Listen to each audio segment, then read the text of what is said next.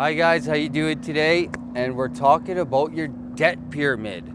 For some reason in life, we've all been convinced that we need to go out and accumulate a lot of debt in order to live life.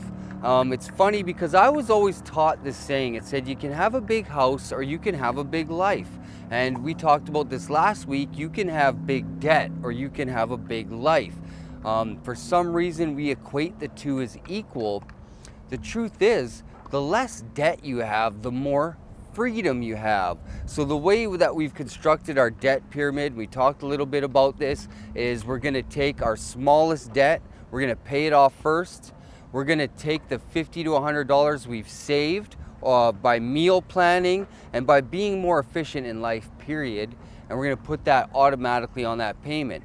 Then once that payment's made, we're gonna take the accumulative payment that we were making plus $100 onto the next payment, onto the next payment.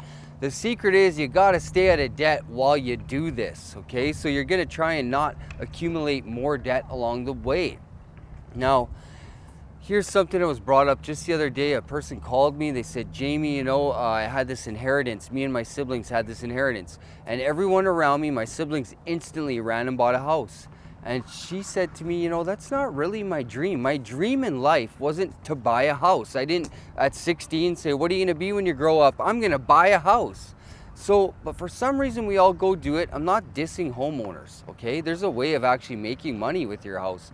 What she came to the realization is, she wants to be a business owner first. So again, sometimes you just have to adjust where you're starting to get to where you end. And the funny thing about homes is, like, let's go out and pay off a home for 30 years so we can sell it and be free.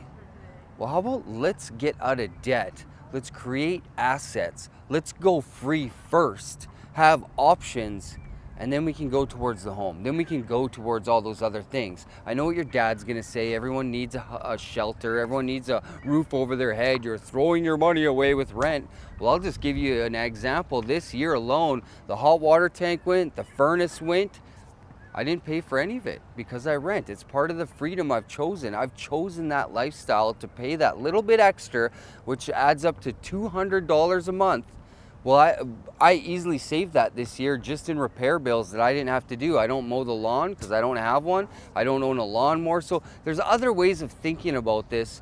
And I really want to stress that it is very difficult to live your dream, to live who you really are, when you're shackled by a massive amount of debt. Most people say, oh, that's easy for you to say, Jamie. I can't just run out and quit my job. I can't just chase my dream. I got bills to pay. Well, downsize, get rid of some of those bills. So this week we're gonna talk about debt, we're gonna talk about assets, we're gonna talk about finances. And again, I'm not an expert, but go to an expert and find out. So this week is debt. Welcome to Bread and Circuses.